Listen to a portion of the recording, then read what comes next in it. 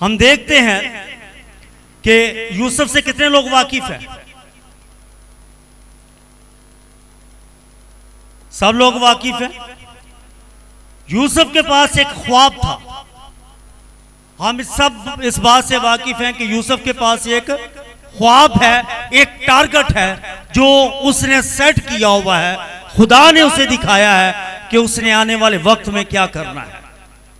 और जितना बड़ा ख्वाब है, जितना बड़ा गोल है, उतने बड़े चैलेंज आपकी जिंदगी में आएंगे। और यूसुफ के साथ भी ऐसा ही हुआ कि जब यूसुफ की लाइफ में एक गोल सेट है और उसने अपनी अहमियत को पहचाना है, वो अपने खुदा को जानता है, अपनी अहमियत को जानता है, अपने स्टेटस को जानता है, और उसने अपने ख्वाब को जब शेयर किया तो उसके लिए वक्त के हिसाब से चैलेंज का सामना करना पड़ा। और सबसे पहला जो चैलेंज था वो ये था कि उसे अपनों की ही मुखालफत का सामना करना पड़ा, उसे हसद का सामना करना पड़ा। और हसद उसके भाइयों में आया, उसके भाइयों ने उसे पकड़ा, मारा और कुएं में डाल दिया। और सिर्फ वहीं पर नहीं पड़ा रहने दिया, फिर निकाला। इससे अगला जुल्म यह किया कि उसे निकाल कर उन्होंने बेच दिया। लेकिन खुदा ने उस शख्स की जिंदगी में जो अहमियत थी उसे वो समझता था, और खुदा ने उसकी जिंदगी में एक बड़ा मकसद रखा था, और वो इस मकसद से बाखूबी वाकिफ है। उसने ना अपने भाइयों की मुखालफत से कोई अपने दिल को छोटा किया या बेदिल हुआ या मायूस हुआ, बल्कि उसने खुदा के उस मंसूबे को सामने रखा और अपने गोल की तरफ निगाह की।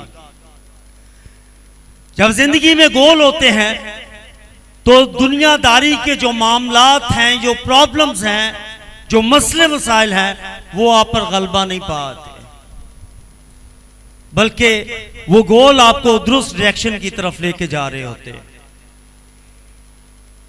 यूसुफ के साथ ऐसा हुआ। यूसुफ पोतीफर के घर में पहुंचा और वहां पे उसे एक घर का मुख्तार बना दिया गया, और वो पूरे उस घर को लीड कर रहा है। और इसी दौरान उस घर की, उसके मालिक की जो बीवी है, उसकी निगाह यूसुफ पर पड़ी और उसने यूसुफ को एक गलत काम की ऑफर की, जिससे हम सब बाखूबी वाकिफ हैं। ये वो चीज है कि जिसके पीछे आज का नौजवान हाथ तो होके नहीं, ना तो होके ब्याह होगा। हम जैसे जवानी में कदम रखते हैं, हमारा टारगेट ही अगला ये होता है। लेकिन यूसुफ अपनी जिंदगी के मकसद को समझता है। यूसुफ ने अपना गोल सेट किया है। यूसुफ के पास एक गोल है और वो उस गोल की तरफ जा रहा है, इसलिए उसने इसकी किसी ऑफर को अहमियत नहीं दी, बल्कि उसने खुदा को पहली अहमियत दी। उसने इससे कहा कि देख, तेरे शौहर और मेरे मालिक ने इस घर में हर एक चीज को मेरे अंडर किया है, सिवाय तेरे। सो मैं ऐसी बदी करके खुदा की निगाह में क्यों गुनाहगार ठहरूं? किसकी निगाह में? डर किससे रहा है? आज हम किससे डरते हैं? नहीं, हम लोगों से डरते हैं। हम खुदा से नहीं डरते, बल्कि हम लोगों से डरते हैं। ये बामकसद शख्स है, इसका अपना एक गोल है और इसका एक खास रोल है। इसने दुनियादारी की किसी भी ख्वाहिश को कबूल नहीं किया, बल्कि इसने अपने गोल को सामने रखा। और ये जब इस शहर में गया तो ये गुलाम था, गुलाम से ये जिम्मेदार शख्स बना, और जिम्मेदार के बाद जब ये एक बड़ी आजमाइश से आगे गया तो खुदा ने इसे कैदी से उस शहर का हाकिम बना दिया। क्यों? क्योंकि इसने किसको सामने रखा है? इसकी अपनी लाइफ में क्या है? गोल है, इसकी अपनी लाइफ में क्या है? गोल है, टारगेट है, बामकसद शख्स है। और ये कैदी से वजीर बना। और ऐसा ही एक शख्स बाइबल मुकद्दस में से हमें एक और किरदार मिलता है जिसका नाम समसून है। कितने लोग समसून को जानते हैं? समसून की मां के यहां जब औलाद नहीं थी तो समसून की मां को 2 बार फरिश्ता मिला और उसने एक खास पैगाम दिया और यह कहा कि ये खुदा का नजीर होगा। क्या है ये? खुदा का नजीर। खुदा का मकसद इसकी जिंदगी में क्या है? कि ये खुदा का नजीर है, खुदा के लिए ये बड़ा अहम है, बड़ा खास है। और खुदा ने इसे एक खास मकसद के लिए दुनिया में भेजा और वो मकसद ये था कि ये कौम बनी इस्राएल को गुलामी से आजाद करवाएगा। मकसद क्या है? गुलामी से आजाद करवाना है। बेटा पैदा हुआ, वक्त पे जवान हुआ और जवान होने के बाद इससे पहले कि ये कौम बनी इस्राएल को आजाद करवाता, ये खुद गुलाम बन गया, ये खुद कैद खाने में चला गया। क्यों गया? पहली चीज कि इसने खुदा के उस मकसद को नहीं पहचाना जिस मकसद के लिए खुदा ने इसे इस दुनिया में भेजा। पहली कमजोरी कहां पर है? जिवें असी नामी मसीह है ना, इंजे भी नामी हीरो बन गया, लेकिन हकीकी तौर पे इसने खुदा के उस प्लान में शामिल नहीं हुआ जिसके लिए खुदा ने इसे अपना नजीर बनाया था। ये दुनिया की ख्वाहिशात में पड़ गया और ख्वाहिशात में पड़ने के बाद ये अपनी ख्वाहिशात का गुलाम हुआ। पहले अपनी ख्वाहिशात का गुलाम हुआ, उसके बाद ये गैर अक़वाम के यहाँ उनके जेल खाने का कैदी बन गया। और सबसे बड़ा जो पत्थर था जिसके जरिया ये चक्की पीसता। आज अगर मायूसी, नाउमीदी, बेदिली की चक्की हम पीस रहे हैं तो याद रखें कि खुदा ने तो आपको और मुझे अपने बेटे और बेटियां बनाया है। अगर हम नाउमीदी और मायूसी की चक्की पीस रहे हैं तो उसमें हमारी कहीं ना कहीं अपनी कमजोरियां हैं, क्योंकि हमने अपने स्टेटस को नहीं पहचाना, हमने अपनी अहमियत को नहीं पहचाना। जब हम अपनी अहमियत को पहचान लेते हैं तो फिर हम हालात का रोना नहीं रोते। नहीं तो अक्सर ये कहा जाता है जी साढ़े को सहूलत को नहीं, हम बैकवर्ड एरिया में हैं, हम साइड एरिया में हैं, हम पढ़े लिखे नहीं हैं, हम ऐसे हैं। बहुत सारे ऑप्शन हमारे पास रीजन बयान करते हैं। मैं इसी शहर में पैदा हुआ हूं, शहर में नहीं बल्कि मैं वर्कशॉप में पैदा हुआ हूं और वर्कशॉप इस शहर से तकरीबन 30 किलोमीटर दूर है। आप सब लोग वाकिफ हैं इस बात से। और मैं एक किसान का बेटा हूं। मैं तकरीबन 1.25 साल का था जब मेरी मम्मा की डेथ हुई। लेकिन खास बात यह है कि मेरे जो वालिद साहब थे वो इस कलाम को जानते थे। किसको जानते थे? और जब वो इस कलाम को जानते थे तो वो खुदा की कुदरत को भी जानते थे और अपनी अहमियत को भी जानते थे।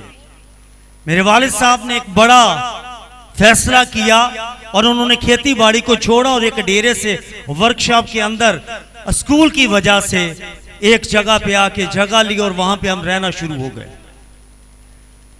और वक्त के हिसाब से वो सुबह हमें स्कूल भेजते और खुद काम पे चले जाते।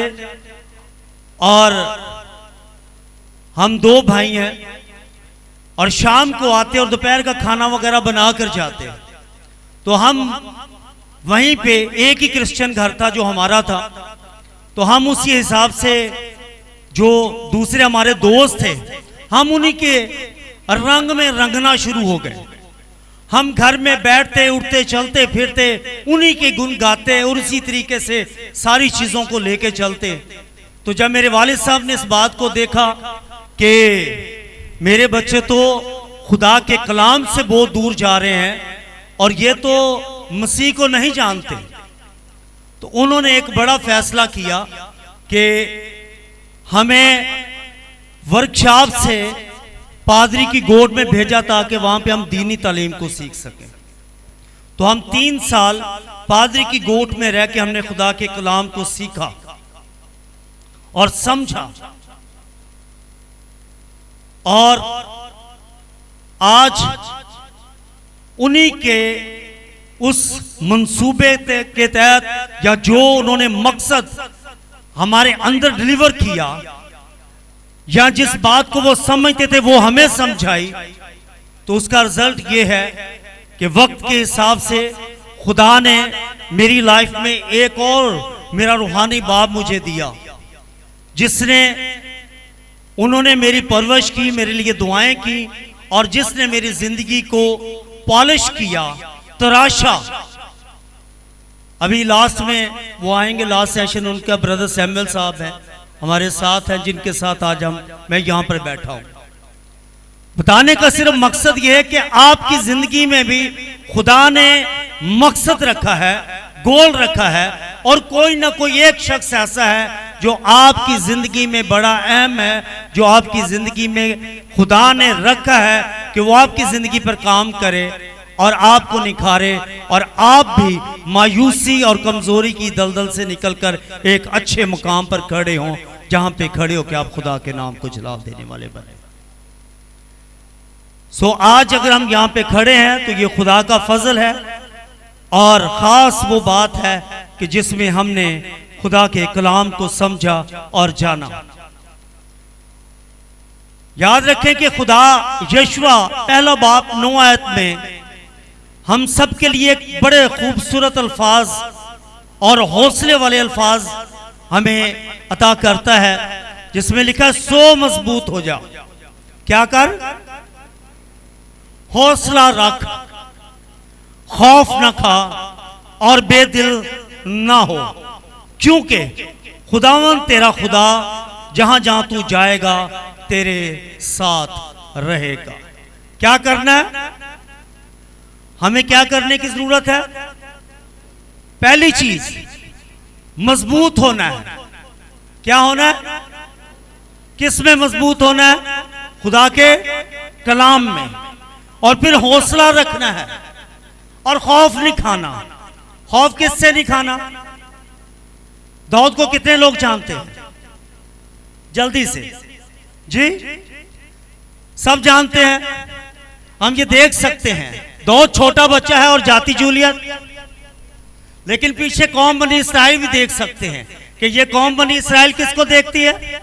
जाति जूलियत को, क्योंकि जाति जूलियत कद में बड़ा है, जोरावर है, ताकतवर है और एक वक्त में 2-2 हथियार चला सकता है। और दाऊद जो है ये छोटा बच्चा है। और कौम बनी इसराइल क्यों जाति जूलियत से डर रही है?